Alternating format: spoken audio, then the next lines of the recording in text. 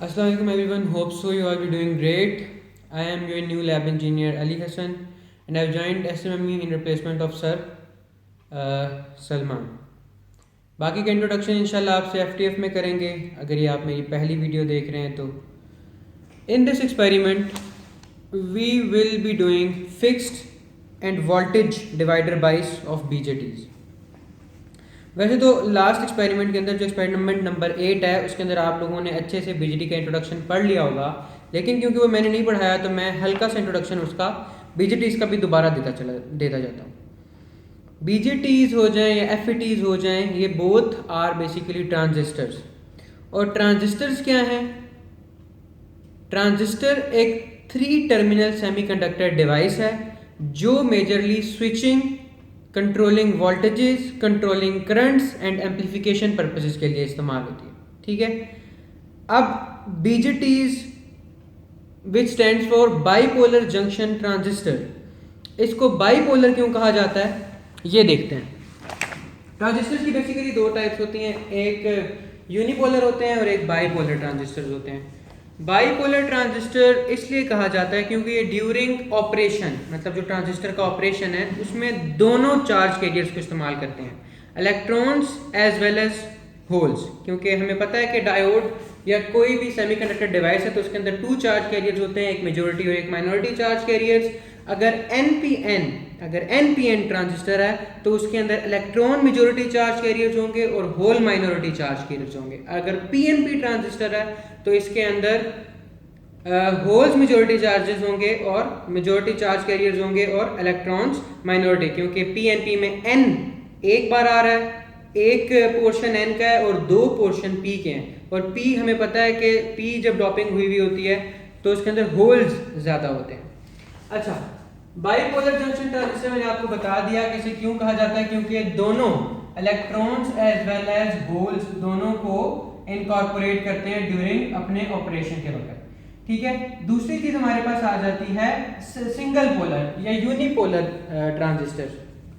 Unipolar की example आपके पास सबसे बेस्ट है एफईटीज, फील्ड इफेक्ट ट्रांजिस्टर, जो कि शायद हम आगे पढ़ेंगे या आप थ्योरी में पढ़ेंगे इंशाल्लाह. वो हमारा इस लेक्चर का बेसिकली कंसर्न नहीं है तो हम आगे देखते हैं. लेकिन एफईटी की अगर कोई आपसे कोई यूनिपोलर एग्जांपल पूछे तो उसकी एग्जांपल है एफईटीज. और यूनिपोलर होते क्या हैं? जो ड्यूरिंग ऑपरेशन सिर्फ एक चार्ज कैरियर इस्तेमाल करें, या होल्स या इलेक्ट्रॉन, पर मेजॉरिटी इलेक्ट्रॉन्स को वो इस्तेमाल करते हैं. सिंबल की तरफ आते हैं तो वी नो कि इसको इस तरह रिप्रेजेंट करता है. तो फिजिकल अपीयरेंस देखी जाए, अच्छा देखें, एक इस तरह रिप्रेजेंट करते हैं इसको, ऐसे ऐसे दरमियान में ये बाइसेप बना के एक की तरफ एरो लगा हुआ होता है, एक टर्मिनल के ऊपर एरो लगा होता है, एक के ऊपर नहीं लगा होता. जिसके ऊपर एरो लगा हुआ होता है वो एमीटर होता है, दरमियान वाला बेस होता है और इधर वाला कलेक्टर होता है.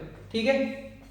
अच्छा, तो अगर एरो आउटवर्ड्स है, if the arrow is outwards, इस जगह के ऊपर जो एरो लगा हुआ है अगर आउटवर्ड्स है तो फिर ये होगा एनपीएन ट्रांजिस्टर, एनपीएन ट्रांजिस्टर. और अगर यही सेम एरो इनवर्ड है जो कि यहाँ पे शो भी करवाया हुआ है तो इसको हम बोलेंगे पीएनपी ट्रांजिस्टर. फिजिकल अपीयरेंस की बात करें तो फिजिकल अपीयरेंस इसमें इस तरह की दिखेगा. अगर सिंबॉलिक फिजिकल अपीयरेंस बनाई जाए तो 3 सेक्शन होंगे इसके, एक पी सेक्शन होगा, एक एन सेक्शन होगा, फिर पीएन होगा. और अगर एनपीएन टाइप है तो एक एन होगा, फिर पी होगा और फिर एन होगा. ठीक है. तो इसमें जो स्टार्ट एक टर्मिनल होता है वो एमिटर होता है, एक टर्मिनल बेस होता है, एक टर्मिनल कलेक्टर होता है, ऊपर भी इसी तरह एग्जैक्टली होता है. ठीक है. और बीच में 2 जंक्शन बनते हैं, एक बेस और एमिटर जंक्शन और एक कलेक्टर और बेस जंक्शन. ठीक है. तो 2 जंक्शन, 3 रीजन्स, 3 टर्मिनल्स. ओके. तो अब आगे चलते हैं. 2 टाइप्स होती हैं. हाँ, इसके अंदर हमने करना है fixed voltage by divided by. अभी मैंने आपको एक बात बताई है, वो बात क्या है कि ट्रांजिस्टर को as a switching, as a amplification device, as a voltage controlling voltage and controlling current device इस्तेमाल किया जाता है. तो किसी भी डिवाइस को इस्तेमाल करने के लिए उसको पावर अप करना पड़ता है. ठीक है.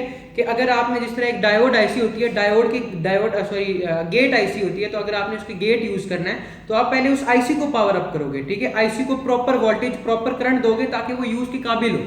इसी तरह अगर आपने ट्रांजिस्टर को चाहे एम्पलीफिकेशन के लिए, चाहे स्विचिंग के लिए, चाहे वोल्टेज कंट्रोल करने के लिए इस्तेमाल करना है तो आपको पहले ट्रांजिस्टर को तो पूरा करंट या पूरी पावर देनी पड़ेगी ना. और इस चीज को हम बोलते हैं बाइसिंग, कि giving proper DC characteristics to the circuit so that it can be able so that it become able to do its work, चाहे वो एम्पलीफिकेशन कराने चाह रहे हैं हम, या चाहे उसे एल स्विच काम कराना चाह रहे हैं, लेकिन हमने उसे डीसी इनपुट देनी होती है, डीसी क्योंकि इसे डीसी इनपुट देनी पड़ती है इसे कोई भी काम करवाने के लिए। तो अब देखें आपने इसको प्रॉपर करंट देना है, प्रॉपर करंट करने के लिए अगर आपने करंट कोई कम ज़्यादा करना है तो आपको रेजिस्टेंस लगानी पड़ेगी, ताकि अगर रेजिस्टेंस थोड़ी बड़ी लगाएंगे तो करंट कम हो जाएगा, रेजिस्टेंस थोड़ी कम लगाएंगे तो करंट ज़्यादा हो जाएगा, डिपेंडिंग। जिस तरह अगर आपने बीजेटी को एज एम्पलीफिकेशन डिवाइस इस्तेमाल करना है तो हो सकता है उसे किसी और तरह का वोल्टेज, किसी और तरह की करंट चाहिए हो, तो उसकी बाइसिंग हमें डिफरेंट तरह की करनी पड़ेगी। अगर स्विच इस्तेमाल करना है तो उसकी बाइसिंग ऐसे डिफरेंट तरह से करनी पड़ेगी। तो बाइसिंग का एक तो मतलब ये था डीसी, जब आप उसको प्रॉपर डीसी कैरेक्टरिस्टिक्स दे देते हो तो उसका बीटा इफेक्ट करता है, ठीक है। बीटा क्या होता है, बीटा हमें पता है, बीटा बोलते हैं हम gain which is equal to IC over IB। अगर हम एम्पलीफिकेशन के तौर पे इस्तेमाल कर रहे हैं, एम्पलीफिकेशन डिवाइस ट्रांजिस्टर को एम्पलीफिकेशन के तौर पे इस्तेमाल करना चाह रहे हैं, तो डीसी बाइसिंग करने से प्रॉपर इसका बीटा चेंज हो जाएगा, रेजिस्टेंस चेंज करेंगे तो करंट चेंज होगा, करंट चेंज होगा बीटा चेंज होगा। तो आपको एम्पलीफाई करने के लिए एक प्रॉपर बीटा देना पड़ता है, उसके लिए भी आपको पहले उस बीटा के काबिल बनाना पड़ता है कि ये लेट्स से 100 का बीटा 100 की गेन जनरेट करवा सके। तो इसके लिए आप प्रॉपर इनपुट दोगे, प्रॉपर वोल्टेज दोगे, प्रॉपर सेलेक्ट करोगे कि कितना मैंने रेजिस्टेंस इसमें लगानी है, इतना गेन ताकि ये दे। तो इस चीज को आप बोलते हैं, इस सेटिंग को आप बोलते हैं बेसिकली बाइसिंग। अब अगर बात की जाए तो जो ट्रांजिस्टर होता है, अब बाइसिंग की टाइप्स हैं, कॉमन एमिटर बेस होता है, कॉमन एमिटर होता है, कॉमन बेस होता है, फिक्स बाइस होता है, वेरिएबल बाइस होता है। तो वो टाइप्स हैं, सबकी अपनी अपनी एप्लीकेशन है। तो ट्रांजिस्टर 3 रीजन में काम करता है, लेट मी शो यू। तो ट्रांजिस्टर के 3 बेसिकली रीजन होते हैं। एक रीजन होता है हमारे पास कट ऑफ रीजन, एक होता है सैचुरेशन रीजन और एक होता है एक्टिव रीजन, ठीक है। कट ऑफ रीजन या cut off mode, cut off mode कब इस्तेमाल करते हैं, जब हमने एज अ ओपन स्विच के तौर पे इसे इस्तेमाल करना हो। जो स्विच का काम होता है ना, जो किसी स्विच को कट ऑफ का क्या मतलब होता है, बंद कर देना। तो ट्रांजिस्टर को एज अ ओपन स्विच इस्तेमाल करना ना, ओपन मतलब बंद, ऑफ कर दे किसी चीज़ को। ट्रांजिस्टर को एज किसी बड़ी डिवाइस को ऑफ करने के लिए इस्तेमाल करना, तो ट्रांजिस्टर को कट ऑफ मोड में इस्तेमाल किया जाता है।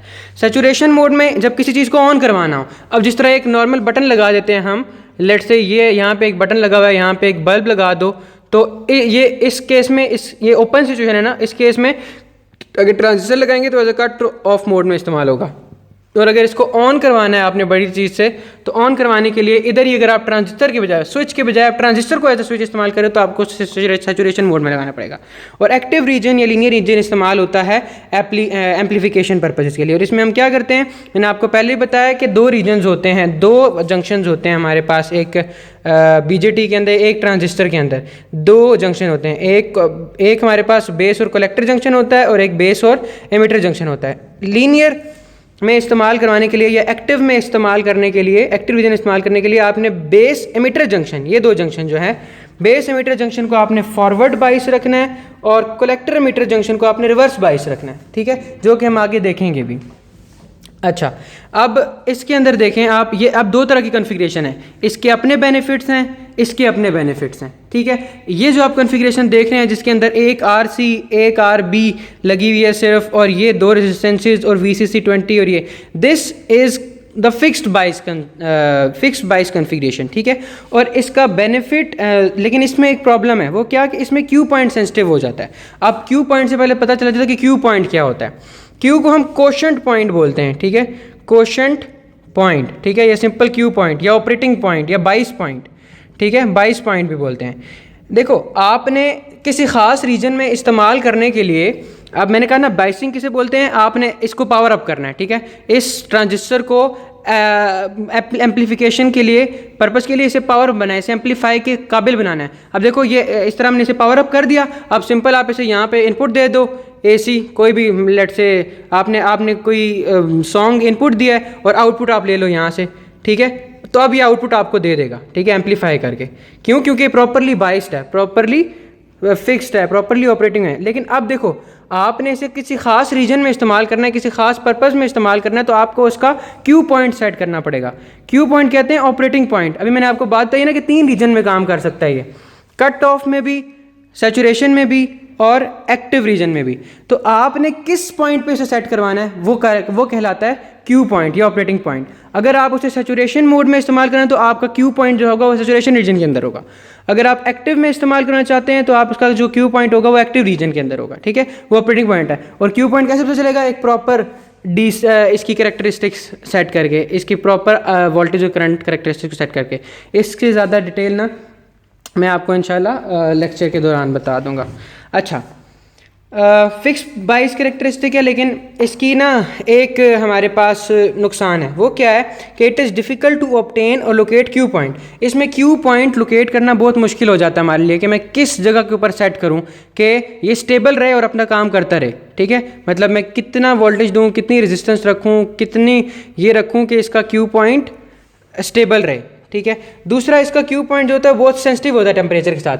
जैसे ही टेम्परेचर चेंज करेंगे इसका क्यू पॉइंट चेंज हो जाएगा, क्यू पॉइंट चेंज हो जाएगा तो इसका बीटा चेंज हो जाएगा, बीटा चेंज हो जाएगा तो गेन चेंज हो जाएगी। तो आपने जिस पर्पज़ के लिए बनाया है वो पर्पज़ इसका नहीं हो सकता। ये आ जाता है वेरिएबल बेस्ड, ठीक है, वेरिएबल बाइस्ड होते हैं इसे हम। इसमें अब देखें कलेक्टर पे भी एक RC है, फिर एक R1 है, एक R2 है, ठीक है। इसे देखिए यहाँ पे पोटेंशियल डिवाइडर का काम कर रहे हैं ना कि आप पूरे इन दोनों में डिवाइड होकर जो वोल्टेज है वो यहाँ पे आ रहा है। फिर आप ये वाला करंट एडजस्ट करवा सकते हैं इन दो रेजिस्टेंस को तब्दील करके, ठीक है। इसलिए इसे वेरिएबल बाइस बोलते हैं। करंट भी VB भी चेंज करवा सकते हैं आप, इसको चेंज करेंगे रेजिस्टेंस को तो इसकी VB चेंज हो जाएगी, ठीक है। अब इसके फ़ायदे हैं, इसमें क्यू पॉइंट जो होता है वो इंडिपेंडेंट हो जाता है बीटा के भी और टेम्परेचर के भी। Okay, now move towards the experiment. हमने ये वाला सर्किट बनाना है सबसे पहले जो कि फिक्स बाइस है। इसमें हमें क्या क्या चाहिए? एक ट्रांजिस्टर, दो रेजिस्टर्स और एक पावर सप्लाई 20 वोल्ट, ठीक है। ट्रांजिस्टर्स हमारे पास दो हैं अकॉर्डिंग टू योर लैब। एक ट्रांजिस्टर है हमारे पास 2N3904 और एक ट्रांजिस्टर है हमारे पास जो कि यहाँ पे आई गेस लगाया हुआ भी है मैंने, और वो है 4401 और आपको एक्सपेरिमेंट में भी नज़र आ जाएगा, ठीक है। ये यहाँ पे है हमारे पास, ठीक है। अच्छा, हमने इन दोनों के अकॉर्डिंग मेरा सर्किट बनाना है। सबसे पहले आप कोई भी एक ले लें, अगर उधर लैब के अकॉर्डिंग 2N3904 पहले आपने लगा देना है यहाँ के ऊपर। अब इसकी 3 पिन्स होती हैं, आपको पता है, एक एमीटर, एक कलेक्टर और एक बेस। एक तरीका तो ये आपका कि एक तो DMM के थ्रू आप चेक कर सकते हैं कि कौन सा मीटर है, कौन सा कलेक्टर है, कौन सा बेस है। और दूसरा तरीका ये है आप सिंपली इंटरनेट के ऊपर लिखें 2N3904 डाटा शीट, तो उसके ऊपर भी आपको पिन कॉन्फ़िगरेशन समझ आ जाएगी। आपने एग्जैक्टली उसी के अकॉर्डिंग अब इसके अकॉर्डिंग दरमियान वाली बेस है, नंबर 1 पिन आई गेस, हाँ इस तरह लगा हुआ है ना, यस। ये जो हमारे पास ऊपर वाली पिन है ये कलेक्टर है और ये जो नीचे वाली पिन है ये एमीटर है। तो अब सबसे पहले हमने देखें क्या करना था। हमने एक ट्रांजिस्टर लेना था जो कि इस केस में 2N3904 है। इसकी कलेक्टर के ऊपर एक रेजिस्टेंस और बेस के ऊपर एक रेजिस्टेंस, ठीक है। अब देखिएगा एग्जैक्टली ऐसा ही हुआ है। ये देखें, ये है ऐसे, इसके 3 टर्मिनल्स हैं जो कि आपको नीचे से नज़र भी आ रहे हैं। इसके ऊपर वाला जो टर्मिनल है ये वाला, ये ऊपर वाला टर्मिनल के साथ एक रेजिस्टेंस लगी हुई है जो कि कितने ओहम्स की है? 2.7 किलो ओहम्स की। और एक रेजिस्टेंस यहाँ बेस और ऊपर VCC के दरमियान लगी हुई है। वो देखें, बेस और VCC के दरमियान, बेस और VCC के दरमियान लगी है, वो हमने लगा दी। अब हमने करना कुछ भी नहीं है, इस सर्किट को जस्ट एनर्जाइज करना है। एनर्जाइज करने के बाद बस हमने कुछ इसके इनपुट और आउटपुट पैरामीटर्स बस चेक करने। तो हाँ, ये हमने इस्तेमाल किया पावर सप्लाई, इसके ये टर्मिनल्स इस्तेमाल होते हैं और यहाँ से आप एडजस्ट कर सकते हैं वोल्टेज। हमने क्योंकि हमने वोल्टेज सेट करना है इसलिए मैंने ये नॉब घुमानी है। अगर आप ये नॉब घुमाएंगे तो फिर वो करंट की एडजस्टमेंट होना शुरू हो जाएगी, वो आपने नहीं घुमानी। तो अभी मैंने 20 पे एडजस्ट किया हुआ है, तकरीबन 20 एग्जैक्ट 20 पे नहीं हो रहा था, तो 20.2 पे, क्योंकि मैं 20 VCC चाहिए थी, ये मैंने यहाँ पे दे दिया।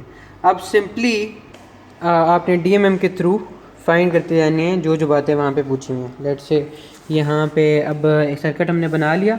सर्किट के बाद उन्होंने क्या क्या पूछा कि क्या करें। एक तो आपने RB और RC की मेजर्ड वैल्यू लिखनी है, वो भी मैं आपको बताता हूँ। और DMM कौन सा लिख रहे हैं तो सीरियल नंबर आपके करने वाला नहीं है। दैन VB फाइंड करनी है और VRC फाइंड करनी है। VRC क्या है? Resistance across sorry voltage across resistance C, collector resistance के अक्रॉस हमने फाइंड करनी है वोल्टेज, ठीक है। तो वो कलेक्टर कौन सा वाला है हमारे पास, ये कलेक्टर रेजिस्टर है ना, इसके अक्रॉस आपने वोल्टेज फाइंड करना है। तो यहाँ पे लगा हुआ है ये, ठीक है, ये 2.7 के का। तो सिंपली आपने DMM ऑन करना है। DMM ऑन करने के बाद इसको वोल्टेज पे करना है, जो कि ऑलरेडी वोल्टेज है, ये आपको आई गेस यूज़ करना आता है। यहाँ से मैंने इसे DC वोल्टेज पे कर दिया।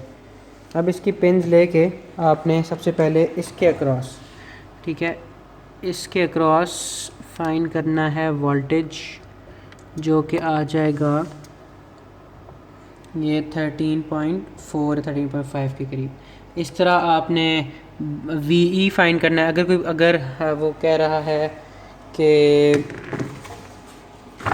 देखें, उसके बाद आपने क्या फ़ाइंड करना है, VRC कर लिया फाइंड, BE बेस और एमीटर के दरमियान। बेस कहाँ पे है हमारे पास, दरमियान में, बेस और एमीटर कहाँ है हमारे पास, इस तरफ।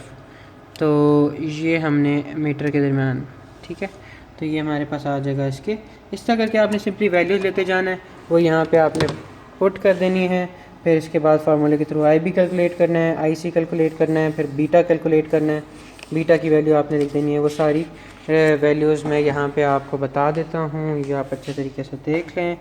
ये RC है, ये RB है 1.01 मेगा ओम्स। फिर VB की वैल्यू इतनी आई है, VRC की वैल्यू इतनी हाई है। देन IB फाइंड करना है आपने इस फार्मूले के थ्रू, IC फाइंड करना है, फिर VB फाइंड करना है। VB खाली होगा बेस, इसका मतलब बेस और ग्राउंड के दरमियान। फिर VC फाइंड करना है कलेक्टर और ग्राउंड के दरमियान। कलेक्टर कहाँ पे है, ये देखें, ये कलेक्टर है ना ऊपर, ये कलेक्टर है ऊपर वाला। आपने कलेक्टर, ये ग्राउंड है ब्लैक वाली पेन, और ये ऊपर हमारे पास है ये कलेक्टर, ठीक है। तो ये कितना आ जाएगा 6.9 के करीब, लाइक 7। तो ये आपने यहाँ पे लिख देना है, ठीक है। अभी आपने वो वाली वैल्यूज़ नहीं देखनी क्योंकि वहाँ पे चेंज है। ये सारी वैल्यूज़ आएंगी विद 2N301 के साथ। अगला पार्ट वो कहता है कि आपने सेम काम करना है दूसरे ट्रांजिस्टर के साथ 2N401 लगा के। तो उसके लिए भी हम कर लेंगे, फिर दोनों को कंपेयर करेंगे। लेट से दोनों के बीटाज आएंगे ना, तो वो यहाँ पे लकी परसेंटेज ये परसेंटेज ये, इसके अंदर जो कैलकुलेशन वाला काम है वो आप लोग खुद करेंगे। वो प्रॉब्ली आप लोगों ने थ्योरी में पढ़ लिया होगा किस तरह सॉल्व करते हैं ट्रांजिस्टर वाला सर्किट, ठीक है। ये आ गई वैल्यूज़ 2N301 के साथ, और ये वाली वैल्यूज़ आ जाएंगी 2N4402 के साथ, या 24 जो भी है सेकेंड रजिस्टर ट्रांजिस्टर। तो रेजिस्टेंस वही रखनी है यहाँ पे, RC और RB will stay same. VBE की वैल्यू 0.64, VRC की वैल्यू 13.8, IB की वैल्यू निकाल लेनी है, IC की वैल्यू निकाल लेनी है, फिर B की वैल्यू निकाल लेनी है, बीटा की वैल्यू। और ये तो यही हमने फाइंड करना था कि बेसिकली बीटा पे कितना फ़र्क आया है। तो यहाँ पे बीटा कितना है 26 क्रॉस 10⁻³ और यहाँ पे बीटा कितना है 27.7 तो मतलब बीटा इंक्रीज़ किया। ओके, तो इस तरह वेरिएबल बाइस्ड बना लेंगे 4 रेजिस्टर्स, ठीक है। एक ये बेस के साथ, एंड देन बेस से आगे कलेक्टर के साथ एक रेजिस्टर, और फिर बीच में हमारे पास ट्रांजिस्टर होंगे। हमने दोनों ट्रांजिस्टर लगाने हैं और उसके साथ बारी बारी चेक करने हैं। अब और बाकी एक बात याद रखनी है कि अगर आपसे कोई सिर्फ मेजरिंग में पूछ रहा है कि VB फाइंड करें, तो VB होगा VB और ग्राउंड के दरमियान, ठीक है। अगर कोई पूछता है VE फाइंड करना है तो ये होगा VE और ग्राउंड के दरमियान। अगर कोई VC पूछता है तो कलेक्टर और एमीटर के दरमियान लगाना है, मतलब फर्स्ट और लास्ट पिन के दरमियान। ये एमीटर है ना, ये सॉरी ट्रांजिस्टर है, इसकी फर्स्ट पे मतलब जो कलेक्टर पिन है और एमीटर पिन के दरमियान आपने DMM लगाना है एज अ वोल्ट मीटर। तो ये बातें, अब मैं अगर सारी रीडिंग्स लेके इस तरह के बनाते जाऊँगा तो वीडियो लंबी होगी। होप सो आप लोगों को समझ आ गई होगी। तो मैं सारी रीडिंग्स सेपरेटली प्रोवाइड कर दूँगा। बाकी कोई किसी किस्म का भी इशू हुआ तो हम डिस्कशन सेशन में देखेंगे इंशाल्लाह। Thank you so much. खुदा हाफिज़।